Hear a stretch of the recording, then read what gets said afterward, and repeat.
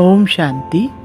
आज 16 सितंबर 2023 की साकार मुरली। आज की मधुर मुरली के सार में मीठे मीठे बाप दादा ने कहा, मीठे बच्चे, घर घर को स्वर्ग बनाने की जिम्मेवारी तुम बच्चों पर है। सबको पतित से पावन होने का लक्ष्य देना है, दैवी गुण धारण करने हैं। प्रश्न, ईश्वरीय गोद में आने से तुम बच्चों को कौन सा अनुभव होता है? उत्तर, मंगल मिलन मनाने का अनुभव ईश्वरीय गोद में आने वाले बच्चों को होता है। तुम जानते हो, संगम युग है ईश्वर से मिलन मनाने का युग। तुम ईश्वर से मिलन मनाकर भारत को स्वर्ग बना देते हो। इस समय तुम बच्चे सम्मुख मिलते हो। सारा कल्प कोई भी सम्मुख मिलन नहीं मना सकते। तुम्हारा यह बहुत छोटा सा ईश्वरीय कुल है। शिव बाबा है दादा, ब्रह्मा है बाबा, और तुम बच्चे हो भाई बहन, कोई दूसरा संबंध नहीं। गीत नई उम्र की कलियां। शांति। बाबा जब आते हैं तो पहले कुछ समय साइलेंस में बैठना चाहिए, क्योंकि पहले पहले दान दिया जाता है याद का। याद से ही पतितों को पावन बनाना है। तुम बच्चे दान दे रहे हो और ले रहे हो। बाप आकर कांटों से कलियां बनाते हैं, फिर कलियों से फूल बनते हैं। तुम जानते हो, हमारी सर्विस ही है हर एक को स्वर्ग के लायक बनाना, जैसे तुम बन रहे हो। बाप आकर पहले हेल्थ पीछे वेल्थ देते हैं, पहले शांति फिर सुख। वास्तव में सुख दोनों में है। तुम बच्चों को सुख और शांति दोनों चाहिए, और जो सन्यासी आदि हैं वह सिर्फ शांति चाहते हैं। सन्यासी सुख नहीं चाहते हैं, सुख तो वह दे ना सके। अगर शांति देवे तो भी अल्पकाल क्षण भंगुर सुख के लिए। कहते हैं कि सुख तो काग विष्ठा समान है। सन्यासी बहुत करके शांति चाहते हैं मुक्ति के लिए। मुक्ति दूसरा कोई तो दे नहीं सकता। इसको बेहद की मुक्ति, बेहद की जीवन मुक्ति कहा जाता है। सो बेहद का बाप ही दे सकते हैं। तुम जानते हो, इस समय सब कांटे हैं, कांटे चुभते हैं। बाप कहते हैं सब एक दो को काम कटारी से मारते हैं। उनको पता नहीं है कि काम कटारी को हिंसा कहा जाता है। तुम विकार में जाते हो तो आदि मध्य अंत एक दो को दुख देते हो। यह है दुख की दुनिया। सुख की दुनिया स्वर्ग को कहा जाता है, जबकि नई सृष्टि नया भारत है। भारतवासी जो देवी देवताओं के पुजारी हैं, जानते हैं कि इन देवताओं का राज्य था जिसको स्वर्ग कहा जाता है। यह भी महसूसता आती है। लक्ष्मी नारायण के मंदिर में जाकर उनकी महिमा गाते हैं। समझते हैं भारत के यह मालिक थे, भारत स्वर्ग था। यह भी महसूसता आती है, परंतु हवा के मुआफिक। समझते तो हैं भारत में लक्ष्मी नारायण के इतने मंदिर बनाते हैं तो उन्हों की राजधानी थी। महाराजा महारानी कहा जाता था, परंतु कब थे सो भूल गए। कितनी साधारण भूल है, कोई जास्ती टाइम नहीं हुआ है। 5000 वर्ष की बात है। क्राइस्ट बुद्ध आदि को 2-2.5 हजार वर्ष हुए हैं। उनके लिए ऐसे कहते हैं कि री इनकारनेशन किया। यूँ तो री इनकारनेट हर एक करते हैं। आत्मा आकर प्रवेश करती है, इसको भी री इनकारनेट कहेंगे। परंतु पहले बड़ों का नाम गाया जाता है। कहा जाता है परम पिता परमात्मा री इनकारनेट करेंगे, तब आकर शरीर में प्रवेश करेंगे। री इनकारनेट का अर्थ यह है। तो जो बड़े नामी ग्रामी होते हैं उनके लिए यह कहा जाता है, जैसे बुद्ध का रीइंकारनेशन, क्राइस्ट का रीइंकारनेशन, बौद्धि और क्रिश्चियन का भारत से कनेक्शन देखने में आता है। गुरु नानक को 500 वर्ष के लगभग ही दिखाते हैं, उनका भी छोटा रीइंकारनेशन है, वह बड़े हैं। तो रीइंकारनेशन सब करते हैं। अब परमपिता परमात्मा को बुलाते हैं, परंतु वह कब आएगा, कैसे आएगा, यह नहीं जानते। शरीर में तो जरूर आना होता है, परंतु जन्म ना लेने कारण उनको रीइंकारनेशन कहा जाता है। छोटा बच्चा तो नहीं बनते ना। सबसे बड़ा रीइंकारनेशन परमपिता परमात्मा का कहेंगे। गाते हैं परमात्मा 24 अवतार लेते हैं। अब कह देते पत्थर पत्थर में अवतार लिया, गिरते जाते हैं। जैसे भारत गिरता जाता है वैसे उनकी कथनी भी गिरती जाती है। बाप नई दुनिया का रचयिता है, सो जरूर नई और पुरानी के संगम पर आएंगे। उनको सबसे बड़ा रीइंकारनेशन कहेंगे। शिव का सबसे बड़ा रीइंकारनेशन है, परंतु मनुष्य समझते नहीं हैं, क्योंकि परमात्मा से बेमुख हुए हैं। निराकार से परिचित जरूर हैं, परंतु वह यह नहीं जानते कि परमात्मा कब आते हैं, क्या आकर करते हैं। ऐसे नहीं कि विष्णु का रीइंकारनेशन कहेंगे, देवी देवता धर्म का रीइंकारनेशन नहीं कहेंगे, देवी देवता धर्म की स्थापना कहेंगे। विष्णु अवतरण का एक नाटक भी बनाते हैं। अब वास्तव में विष्णु अवतरण की तो बात ही नहीं। तुम अब विष्णु के कुल के बन रहे हो, ईश्वर का कुल है ना। यह शिव का बच्चा ब्रह्मा, ब्रह्मा के बच्चे तुम, इसको ईश्वरीय कुल कहा जाता है। परमपिता परमात्मा कहते हैं, मैं आकर तुमको अपना बनाता हूँ, मैं आकर तुम बच्चों का बाप बनता हूँ तो सबका बाप, परंतु अभी तुम ब्रह्मा द्वारा मेरे बने हो, इसलिए तुम मुझे दादा कहते हो। आत्माओं का बाप तो है ही, सब जानते हैं इस समय मैं आया हुआ हूँ। तुम ही अभी मिलते हो, बेहद के बाप से तब मिलते हो जब बाप जन्म देते हैं। अभी तुमको धर्म का बच्चा बनाया है ब्रह्मा द्वारा, विकार के तो बच्चे हो ना सके। इतनी प्रजा है, बहन भाई कितने हैं, तो यह सब मुख वंशावली ठहरे ना। सन्यासियों की वंशावली नहीं होती है, क्योंकि उनमें दादा बाबा का कोई कनेक्शन नहीं है। यहाँ बाप भी है, दादा भी है। दादा इनको बड़े भाई को कहा जाता है। बाप आकर अपना बनाते हैं। तुम जानते हो हम ईश्वर की गोद में आए हैं, यह मंगल मिलन है। कलयुग का अंत और सतयुग की आदि, इसको ही संगम कहा जाता है। संगम में मिलन होता है।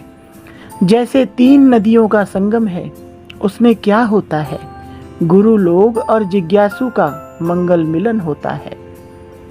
वह तो हो गया जिस्मानी, गाया भी हुआ है।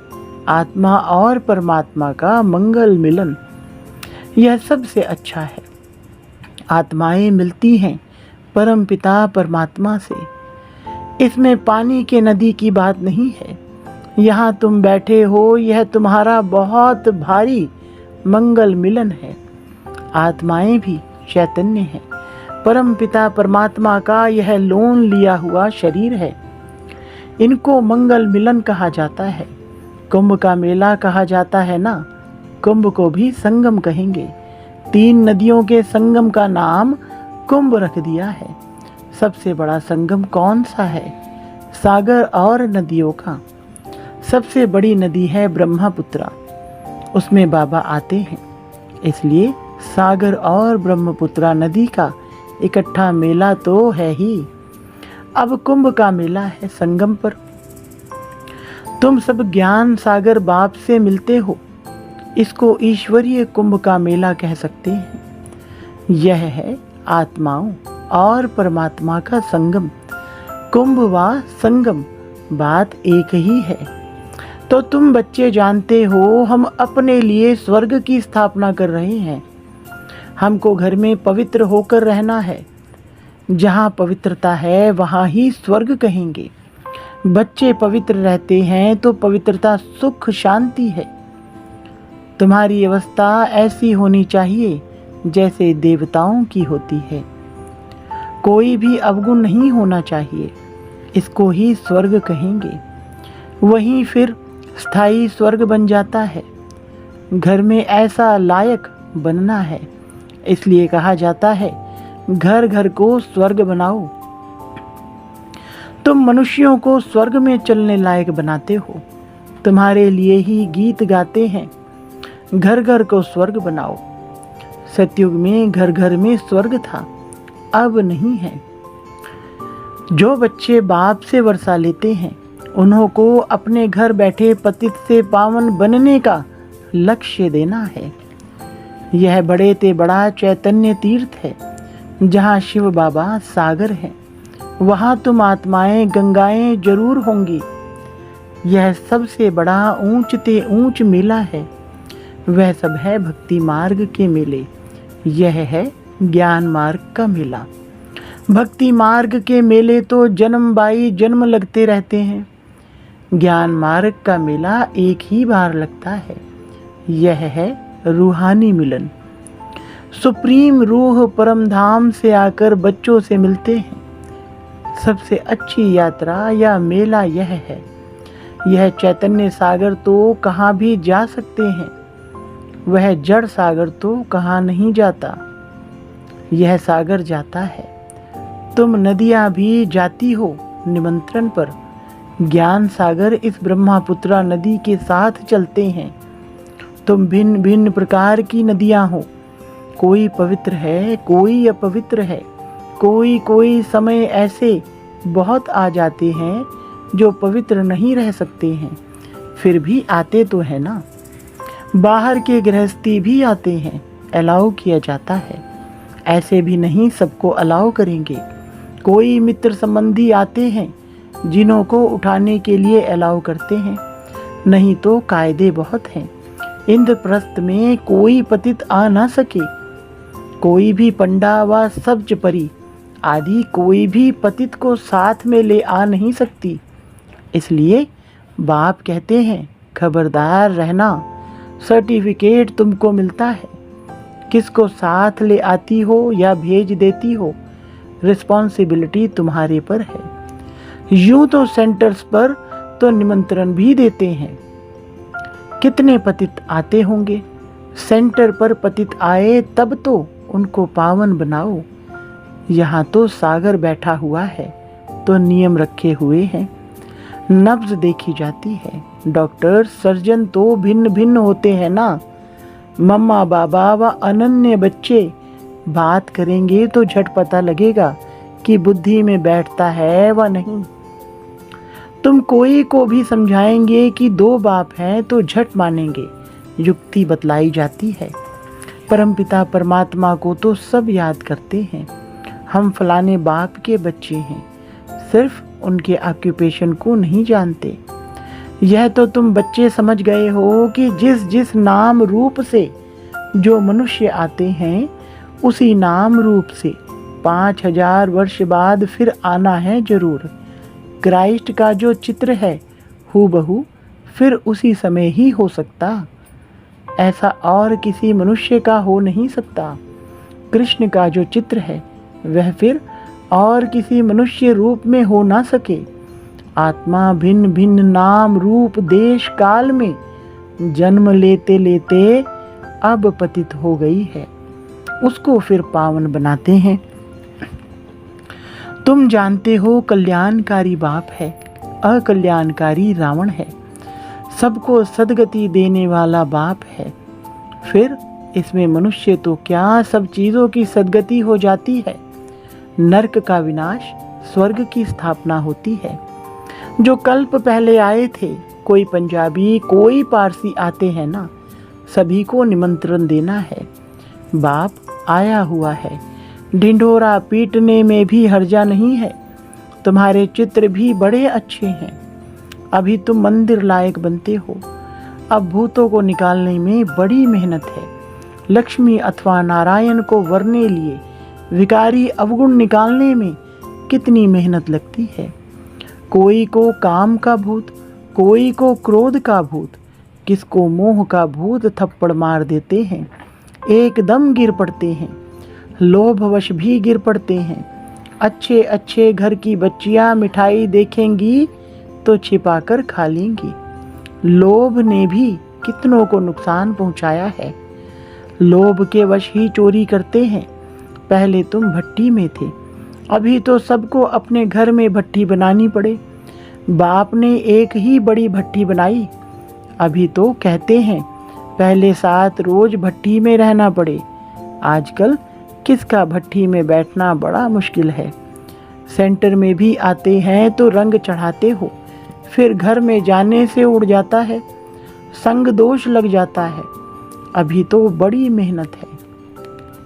अभी तुम बच्चे जानते हो हम ईश्वरीय कुल में बैठे हैं। दादा बाबा और हम भाई बहन हैं। ब्राह्मण कुल सर्वोच्च गाया हुआ है। उन ब्राह्मणों को भी तुम ज्ञान दे सकते हो। ब्राह्मण है उत्तम चोटी। यह संगम युगी ब्राह्मण ही फिर देवता बनते हैं। पहले तो देवताओं से भी ऊंच ब्राह्मण है। चोटी तो ऊंची ठहरी ना। तुम ब्राह्मण देवताओं की पूजा करते हो, अपने को पुजारी, उनको पूज्य समझते हो। तुम उन पुजारियों ब्राह्मणों को भी यह समझा सकते हो। तुम तो हो सच्चे सच्चे ब्राह्मण संगम युगी। तुम ब्रह्मा मुख वंशावली हो। फिर तुम सो देवता बनते हो। स्वर्ग का देवता जरूर परमपिता परमात्मा ही बनाएंगे। अच्छा, मीठे मीठे सिकिलधे बच्चों प्रति माता पिता बाप दादा का याद प्यार और गुड मॉर्निंग। रूहानी बाप की रूहानी बच्चों को नमस्ते। रूहानी बच्चों की रूहानी बाप दादा को नमस्ते जी। धारणा के लिए मुख्य सार नंबर 1, अंदर के अवगुणों की जांच कर उन्हें निकालना है। संग दोष से अपनी संभाल करनी है। देवताई गुण धारण कर स्वयं को लायक बनाना है। नंबर 2, घर घर को स्वर्ग बनाने की सेवा करनी है। भूतों को बाप की याद से भगाना है। बाप के साथ मंगल मिलन मनाते रहना है। वरदान, अपने अनादि संस्कारों को इमर्ज कर सर्व समस्याओं को पार करने वाले उड़ता पंछी भव।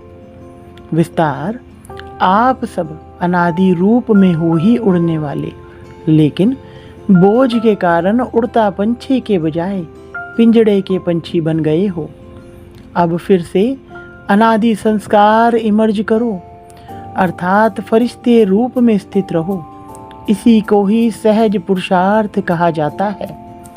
उड़ता पंछी बनेंगे तो परिस्थितियां नीचे और आप ऊपर हो जाएंगे। यही सर्व समस्याओं का समाधान है। स्लोगन, हर कदम में कल्याण समझ हर आत्मा को शांति की शक्ति का दान देना ही सच्ची सेवा है। अच्छा, ओम शांति।